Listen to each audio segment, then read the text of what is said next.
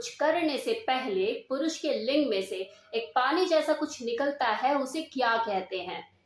तो डियर, उसे प्रीकम कहते हैं, जो कि ट्रांसपेरेंट वाटरी टाइप एक लिक्विड फॉर्म में होता है, जो कि उसके पी होल में से निकलता है और वो ये संकेत देता है कि अब ये मेल उत्तेजित हो चुका है, सेक्सुअली अराउज हो चुका है, now he is ready for the sex.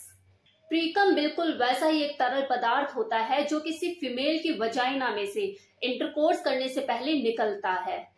ये उसकी वजाइना में चिकनाहट पैदा कर देता है ताकि घर्षण करने में आसानी हो और इंटरकोर्स स्मूथ वे में हो सके।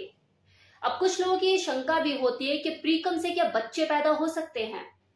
तो देखिए, प्रीकम में स्पर्म होने के चांसेस कम ही होते हैं, लेकिन कुछ पुरुष ऐसे होते हैं जिनके प्रीकम में स्मॉल अमाउंट में स्पर्म होता है। तो ऐसे में अगर जो स्पर्म है वो वजाइना में रह जाए तो प्रेगनेंसी के होने के चांसेस बन जाते हैं। और यही वो रीजन है कि वो लोग जो कि पुल आउट मेथड को यूज करते हैं प्रेगनेंसी से बचने के लिए, वो कई बार फेल हो जाते हैं। उनके दिमाग में यही चलता है कि यार, मैंने तो एंड टाइम में जो पीनस उसे बाहर निकाल लिया था और बाहर डिस्चार्ज किया था, फिर मेरी वाइफ प्रेग्नेंट कैसे हो गई? तो डियर, आपने जरूर डिस्चार्ज बाहर किया था, लेकिन आपके प्रीकम में स्पर्म मौजूद था, जिसकी वजह से आपकी जो वाइफ है वो प्रेग्नेंट हो गई। अब देखा जाए तो जो पुल आउट मेथड है, ये सुनने में जितना इजी लगता है, एक्चुअल में इतना इजी है नहीं। क्योंकि जब कोई आदमी ऑर्गेज्म को टच कर रहा होता है, वो डिस्चार्ज करने की पोजीशन में होता है, उस वक्त उसे बाहर निकालकर ऑर्गेज्म को रिलीज करना होता है। So it's a really very tough job. अब है कि ये जो पुल आउट मेथड है, क्या इसको यूज करके सेक्सुअल ट्रांसमिटेड डिजीज से बचा जा सकता है? तो जी नहीं। सेक्सुअल ट्रांसमिटेड डिजीज से बचने का सिर्फ एक ही उपाय है कि उस इंसान के साथ जो कि सेक्सुअल ट्रांसमिटेड डिजीज से पीड़ित है, उसके साथ किसी भी सूरत में फिजिकली होने की भूल कर भी भूल ना करें। सिर्फ यही एक तरीका है कि आप इस एसटीडी डिजीज से बच सकते हैं।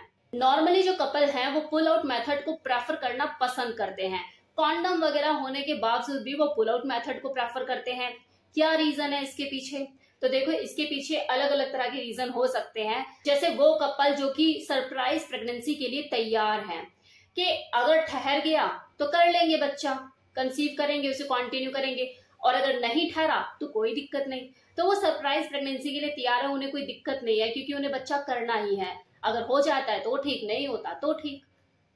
अब दूसरे वो लोग जो कि फ्री माइंड से सेक्स करने की चाहत रखते हैं, जो टोपी चढ़ाकर मजा लेने का शौक नहीं रखते, तो ऐसे लोग भी पुल आउट मेथड को यूज करते हैं।